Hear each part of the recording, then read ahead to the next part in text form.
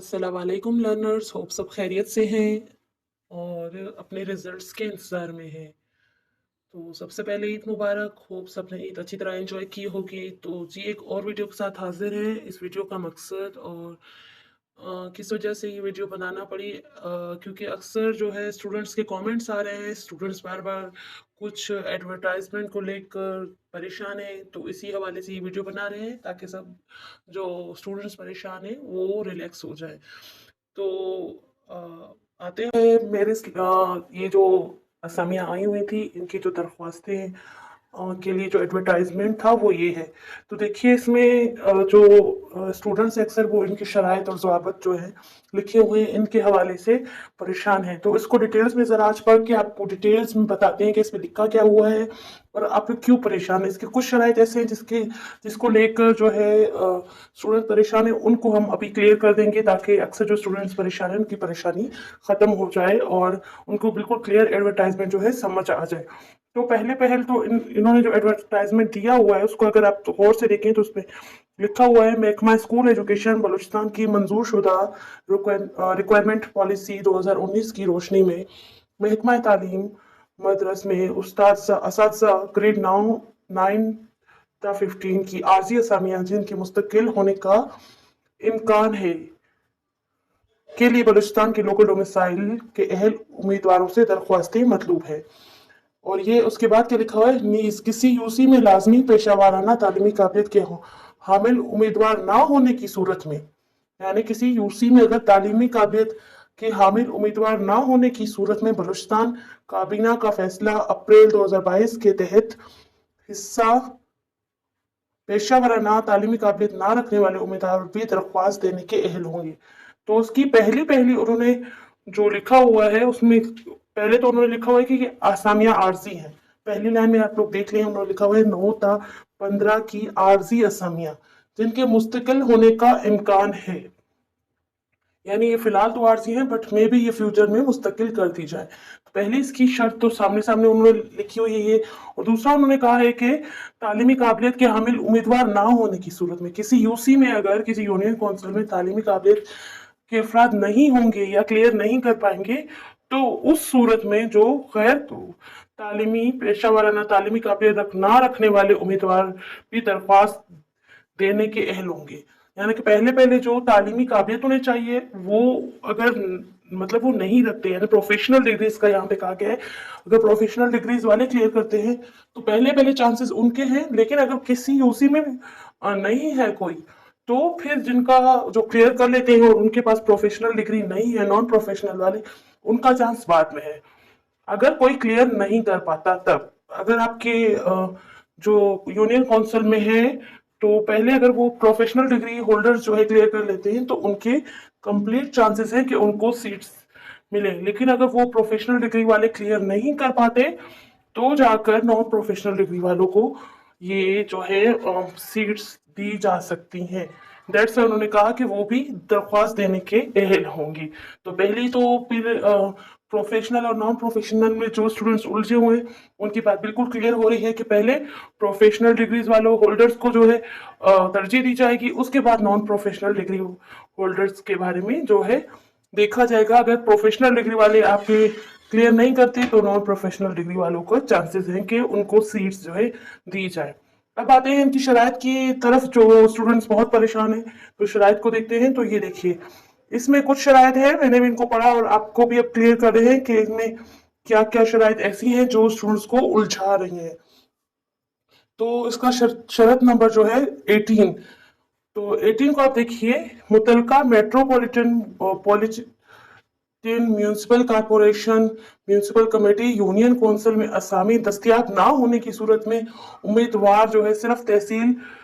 या जिला मेरिट के लिए दरख्वास्त जमा करवाने का अहल होगा और मेरिट लिस्ट मुतलका तहसील या जिला के तमाम मुतलका मेट्रोपॉलिटन और municipal corporation committee union council उम्मीदवार को यकजा करके मुर्तब होगी और असामियों की दस्तियाबी से मशरूत होगी। यानी वो क्लियर कर रहा है कि अगर किसी की यूसी में, यूनियन काउंसिल में या आसपास एरिया में म्यूनिसिपल कमेटी में उनकी सीट्स ना होने, यानी अगर उस एरिया में सीट नहीं है तो आपको तहसील लेवल पर जो है आपको सीट दी जाएगी। क्योंकि अगर आपके यूसी में वो सीट नहीं आ रही और आप जो है प्रोफेशनल डिग्री होल्डर्स क्लियर कर रहे हैं या नॉन प्रोफेशनल टॉप कर रहे हैं, तो उनको क्या है, जिला की सतह पर, और अगर आपके जिला से कोई प्रोफेशनल डिग्री होल्डर अगर टॉप करता है तो उसको और उसके यूनियन काउंसिल में कोई पोस्ट नहीं होगी, अगर उसके यूनियन काउंसिल में पोस्ट नहीं होगी तो उसको तहसील लेवल पर जो है सीट्स दी जाएगी। आई होप ये आपको समझ आ गया कि अगर आपको प्रोफेशनल डिग्री भी है और अगर आपने क्लियर भी किया है टेस्ट, बट आपके यूनियन काउंसिल में जो सीट अवेलेबल नहीं है तो आपको तहसील लेवल पर सीट्स दी जाएंगी। तहसील लेवल की जो लिस्ट है उसमें आपका नाम शामिल किया जाएगा। इसकी दूसरी शर्त देखें जो बच्चों को जो है या अक्सर स्टूडेंट्स को परेशान कर रही है, वो है हतमी मेरिट लिस्ट में उम्मीदवार दीगर एनरोलमेंट टेस्ट का हासिल करदा नंबर 70%, और ये इसमें तमाम जो नंबर है कैसे काउंट होंगे वो दिया गया है कि आपके 70% टोटल आपके जो आपने पेपर दिया, टेस्ट दिया, उसका टेस्ट का 70% काउंट होंगे। फिर 20 आपकी तालीमी काबिलियत बेसिक जो होती है एकेडमिक, उसके 20 नंबर, और 10 आपके प्रोफेशनल डिग्री के नंबर जो है काउंट करके आपको 100% नंबर में से फिर आपका जो है परसेंटेज निकाल के आपको नंबर दिया जाएगा। इसके बाद एक और चीज भी है, और ये जो नंबर है इस पे हम लोगों ने कैसे मेरिट लिस्ट बनेगी इसकी हमने क्लियर वीडियो भी बना दी है। आपको समझ नहीं आ रही तो वो वीडियो चेक कर ले कि आपको कैसे नंबर्स मेरिट कैसे बनेगी। इसके बाद है वो 22 पे जो आपका है वो भी थोड़ी शर्त समझने की है और उसको क्लियर करने की जरूरत है। उसको आपको अभी क्लियर करते हैं क्योंकि ये भी जो है ना स्टूडेंट्स इसको देखकर भी जरा डिस्टर्ब है। तो 22 क्या कह रहा है, 22 वो कह रहा है टेस्ट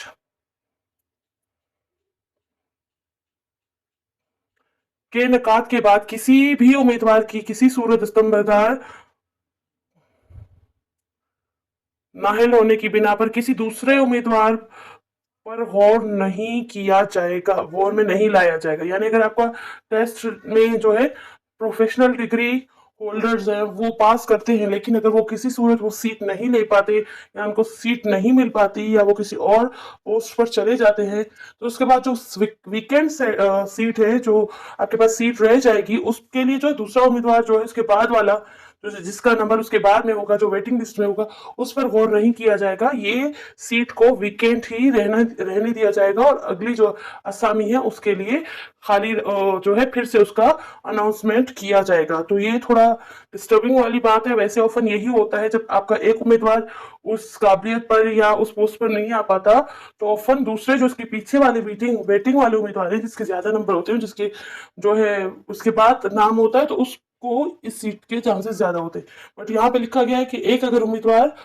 को सीट किसी तरीके से नहीं मिलती या वो किसी और पोस्ट के लिए चला जाता है या कुछ भी, तो दूसरे उम्मीदवार को जो है उसकी जगह गौर तलब नहीं किया जाएगा।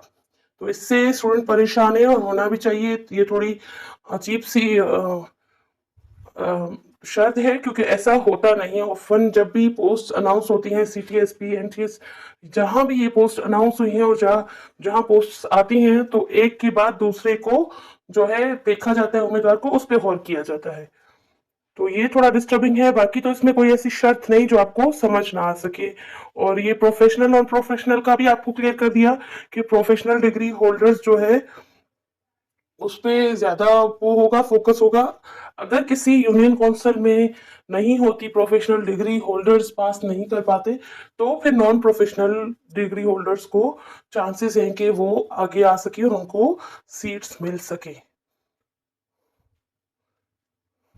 तो इसके अलावा आई होप सो आपको सब क्लियर है। फिर भी अगर आप लोग को कुछ क्लियर नहीं हो रहा और कुछ उम्मीदवारों के जो है ये सवाल आ रहे हैं कि सर जो है हमारा यूसी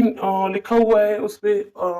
हम लोगों ने जो दरख्वास्तें दी थी उस पे यूनियन काउंसिल मेंशन किया था, बट उन्होंने तहसील लिखा हुआ है उनकी जो स्लिप्स है, तो स्लिप्स के लिए आप ज़्यादा परेशान ना हो, लेकिन फिर भी अगर हो सकता है उस यूसी में कोई आपके लिए पोस्ट ना हो, उस जिस पोस्ट के लिए आपने अप्लाई किया है, तो council level, union council level पर उसकी कोई सीट ना हो उस पोस्ट की, दैट्स वाई आपको तहसील लेवल पे उन्होंने मेंशन किया है। मे बी ये वजह भी हो सकती है, जैसे ही आप मेरिट लिस्ट में आते हैं, आपने क्लियर किया है, जैसे ही लिस्टें लगती हैं, आप फिर जाकर डीओ साहब जो एजुकेशन डिपार्टमेंट के जो सीनियर्स हैं, और अगर आप कोयटा से ताल्लुक करते रखते हैं तो डायरेक्ट एसबी के की तरफ फोन करके या खुद विजिट करके मालूम करें कि ऐसा क्या है और आपको क्यों जो है वहां पे तहसील लेवल पर उन्होंने मेंशन किया है। बट ये कोई ज्यादा मसला नहीं है, ये मसला आपका जैसे आपकी लिस्टें आएंगी, जैसे आप लोग के नाम मेंशन होना शुरू हो जाएंगे, फिर वो जो है एसबी के सिर्फ रिजल्ट कंडक्ट करता है और फिर उसका जो है पासिंग मार्क्स वो सारा बना के जो है डेटा आगे डीओस को और एजुकेशन डिपार्टमेंट के जो मुख्तलिफ अजला है उनके हवाले कर देता है। फिर आपको किस सतह पे कौन सी सीट देनी है, कहाँ सीट देनी है, ये सारा जो फैसला है वो डीओ साहिबान, एजुकेशन डिपार्टमेंट के जो सीनियर्स अफसरान है ना, वो करते हैं। तो इनका काम सिर्फ टेस्ट कंडक्ट करना है, टेस्ट के नताइज निकालना है, और फिर आपके आला अफसरान को, एजुकेशन डिपार्टमेंट के आला अफसरान तक पहुंचाना है। फिर वो जो आपके सीनियर्स होते हैं उस डिस्ट्रिक्ट के, वो देखते हैं कि कहाँ कौन सी सीट है और कौन से आपके जो है उनको कौन सी सीट देना है, क्या उनका सारा प्रोसेस है, सारी लिस्टों का क्या प्रोसेस है, वो सारा आपके एजुकेशन डिपार्टमेंट के सीनियर्स देखते हैं। तो आई होप आपको क्लियर होगा, और ये वीडियो आप लोगों के लिए जिन स्टूडेंट को थोड़ी कंफ्यूजन थी इन शराइत में, उनके लिए जो है हेल्पफुल साबित होगी। तो मिलते हैं नेक्स्ट वीडियो में, तब तक के लिए अल्लाह हाफिज़। और अगर आप लोग चैनल पर नए हैं तो काइंडली चैनल को सब्सक्राइब करें, लाइक करें और शेयर करें।